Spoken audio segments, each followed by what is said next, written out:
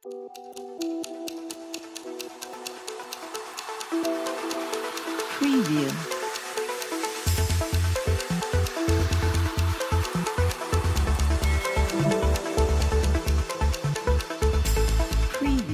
बिस्मिल्लाहिर्रहमानिर्रहीम। अस्सलामु अलैकुम वरहमतुल्लाहि वबरकातुहू। सबसे पहले तो मैं आपको ये बताऊं कि आज सुबह मेरे घर चोरी हुई है। जब मैं सुबह अल्हम्दुलिल्लाह मैं 4 बजे के राउंड अबाउट उठ जाता हूँ, नमाज तहज्जुद अल्हम्दुलिल्लाह अदा करते हैं, फिर अपने काम, फिर अज़ान हो जाती है, फिर सुबह की नमाज़ पढ़ते हैं। तो मैं तहज्जुद की नमाज़ पढ़ के निकला 5:10 पे तकरीबन। तो जब मैं 7:30 बजे आया वापस अपना प्रोग्राम करके, वो लाइव प्रोग्राम करना होता है, तो देखता हूँ कि घर के अभी बाहर ही हूँ और हालांकि मैं ताला लगा के गया था और मुझे ऐसे आवाज़ आ रही है जैसे ना कोई टूटी खुली रह गई हो। लेकिन जब मैंने ताला खोला, अंदर आया, देखा तो अंदर टूटी नहीं है। वाशरूम में 2 टूटियाँ लगी हुई थी, एक नहाने के लिए, दूसरी, दोनों टूटियाँ गायब। फिर किचन में गया तो उसके सिंक के ऊपर जो लगी होती है वो ऊपर से पानी गिराने के लिए, वो भी गायब। फिर देखा प्लास, वो भी गायब। पिछले दिनों मेरी गाड़ी की बैटरी भी चोरी कर ली गई। उसकी यहाँ जो F7 में थाना है हमारा मुतलका, उसमें मैंने दरख्वास्त भी दी नसरुल्लाह साहब को वहाँ, जिस पर अभी तक कोई पेशरफ्त नहीं हुई। और पिछले उससे पहले जब रावलपिंडी में मुझे डाकू उठा के ले गए थे, उन्होंने हाथ बांध दिए, मेरी आंखें बांध दी और मेरा गला दबाया। और उस वक्त पुलिस वाले पूछ रहे हैं कि आपने कार्रवाई करनी है। ये बात पूछते हुए शर्म आनी चाहिए। अभी पूछ रहे हैं कि कार्रवाई करनी है कि नहीं करनी। भाई मुझे चलो उन्होंने छोड़ दिया, अगर कुछ होता तो मुझे तो नुकसान पहुंचा देते वो, लेकिन अब पुलिस वाले पूछ रहे हैं कि कोई कार्रवाई करनी है। अरे कार्रवाई इसके लिए आपको कोई हम दस्तखत कर दें, आपको लिख कर दें? जो वारदात हुई है तो उस पर कार्रवाई करना आपकी ज़िम्मेदारी है। आपने माल, जान, इज़्ज़त के तहफ़्फ़ुज़ की कसम खाई है। जब हमारे माल, जान, इज़्ज़त महफूज नहीं है, बात ये नहीं कि एक टूटियाँ चोरी करके ले गया कोई। पंजाबी कहते हैं लख दी भी चोरी तो कख दी भी चोरी। हमारे पिछले दिनों हमारे पड़ोसी के घर से 3 मोबाइल ले गया चोर, उसकी नकदी ले गया।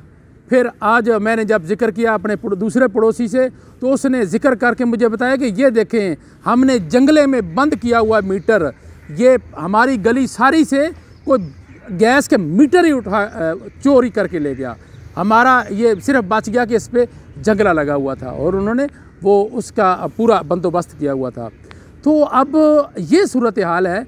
तो मैं जब ये दूसरे नई टूटियाँ लेने के लिए मार्केट की तरफ गया तो वहाँ एक बंदा पूछता है, सुनाए क्या हाल है? मैंने कहा यार हाल क्या बताऊँ, ये मसला हो गया है।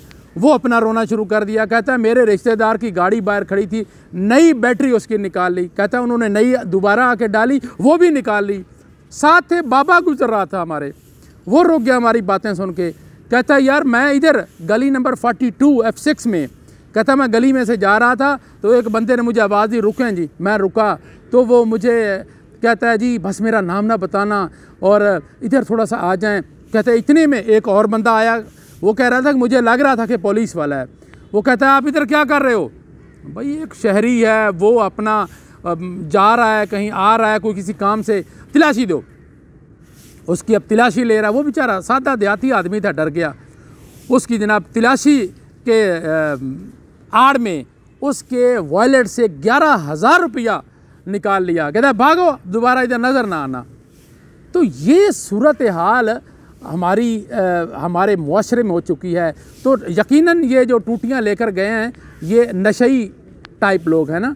तो जिस नशे से हमारे नबी सल्लल्लाहु अलैहि वसल्लम, हमारे रब्बुल आलमीन, उन्होंने इसको हराम करार दिया है नशे को। तो अब देख लें नशे के नतीजे। जिसको तो आप जिक्र करो कि ये हुआ, वो आपको 2 वाक़यात और सुना देगा। तो ये जो हमारे पड़ोस में मोबाइल चोरी हुए थे, मैं चोर के पीछे भी भागा लेकिन वो नहीं पकड़ा गया मुझसे। तो SHO साहब उसको बुला के कहते हैं कि वो PM सेक्रेटरीट में बंदा काम करता है और आज तक उसकी चोरी बरामद। मैंने पूछा यार सुना, कहता कुछ भी नहीं हुआ भाई, वो तो पहले दरख्वास्त ही नहीं देना चाहता था, कहता कुछ नहीं होना। मैंने कहा यार फार्मेलिटी के लिए दरख्वास्त दे दें, लेकिन दरख्वास्त उन्होंने दी और SHO ने कहा ये जो नया आया था ना यहाँ F7 थाने में, वो कहता है मेरा इस सिलसिले में रिकॉर्ड है, चोरी मैं बरामद कराता हूँ। आज तक वो चोरी बरामद नहीं हो सकी। यार ये क्या है? ये जान माल इज़्ज़त की हिफाजत है। ये जो यहाँ लाखों तनख्वाहें ले रहे हैं, गाड़ियाँ ले रहे हैं, मराहत ले रहे हैं, वो किस चीज़ की ले रहे हैं? हमारा तो जान माल इज़्ज़त महफूज नहीं है, वो किस चीज़ की फिर मराहत देने? ख़त्म करें इनको। वो शाकिर शुजाबादी कहता है ना, कहता है कि उत्ते इंसाफ दे झंडे तले इंसाफ विकदा पिया है, ही जई अदालत को बम्बाए अमला जला दे। वो भाई क्या करना है इन इदारों को? जिस खेत से दहकों को मैसर ना हो रोज़ी, उस खेत के हर खोशा गंदम को जला दो। क्या करना है इन इदारों को?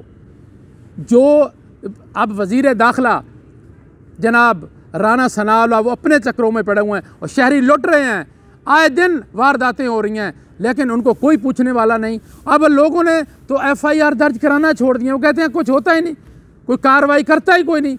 और उनका मकसद ही यही है कि लोग तंग आके FIR दर्ज कराना छोड़ दें और हम वेलियाँ खाएं, मौजें मारें, हमें कोई पूछने वाला ना हो। इनकी तनख्वाहें बंद कर दी जाएं और इनको पाबंद कर दिया जाए कि आज के बाद अगर आपके इलाके में चोरी हुई तो उसकी जिम्मेदारी वहाँ के SHO पर होगी और उसके नुकसान का अजाला वो करेगा।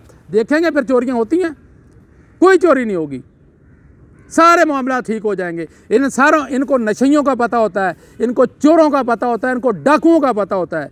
अच्छा नशई पकड़ के बंदे कहते हैं हम इसका क्या करें, हम इसको क्या करें? फिर मैं जब ये बात कर रहा था तो पुलिस वाला मेरे पास खड़ा था, मैंने कहा क्या कार्रवाई? वो कहता है जी हम तो पकड़ के देते हैं, जज छोड़ देते हैं। अब उसने जजों को मुर्द इल्ज़ाम ठहराया। अब ये जो वारदात हुई थी हमारे पड़ोस में, मोबाइलों की, मेरी गाड़ी की बैटरी चोरी हुई, किसी ने आज तक फ़ोन करके नहीं पूछा मैं क्या करना है। हालांकि हर तरफ सुपर मार्केट में कैमरे लगे हुए हैं, हमारे प्रेस क्लब के साथ कैमरे लगे हुए हैं, वहाँ से उनकी एक्टिविटीज़ चेक की जा सकती हैं, पकड़ा जा सकता है। अगर पकड़ना चाहो तो पकड़ सकते हो, लेकिन काम तो करना नहीं, वेलियाँ खानी हैं, वो खाए जा रहे हैं। इनके प्रोटोकॉल देखो, गाड़ियाँ जनाब पेट्रोल मिल रहा है, इनको गाड़ियाँ मिली हुई हैं, इनको क्या चाहिए? काम इनसे पूछने वाला कोई है ही नहीं। ये वफाकी वज़ीर दाखिला राना सनाउल्लाह की ज़िम्मेदारी है, वो वज़ीर दाखिला हैं, वो इन चीज़ों की तरफ तवज्जो करें बजाय इसके कि लोगों पे झूठी FIR दर्ज करवाएं। और हमारे देखें सिंध में बड़े अफसोस की बात है कि आज़म सवाती पर 21 मुकदमा दर्ज कर दिए गए। शर्म आनी चाहिए। जिन कामों पे तवज्जो देने की ज़रूरत है उस पर तवज्जो ही कोई नहीं। और सहाफ़ियों को मार देना और उनको उठा लेना, उनको अगवा कर लेना, फिर एक मुअज़्ज़िज़ शहरी 75 साल बुज़ुर्ग है उसको नंगा करना, उस पर तशद्दुद करना, उसकी बीवी के साथ नंगी वीडियो बनाना, शर्म आनी चाहिए। इसके साथ ही अब्दुल जब्बार अंसारी को इजाज़त दीजिए। अल्लाह हाफिज़।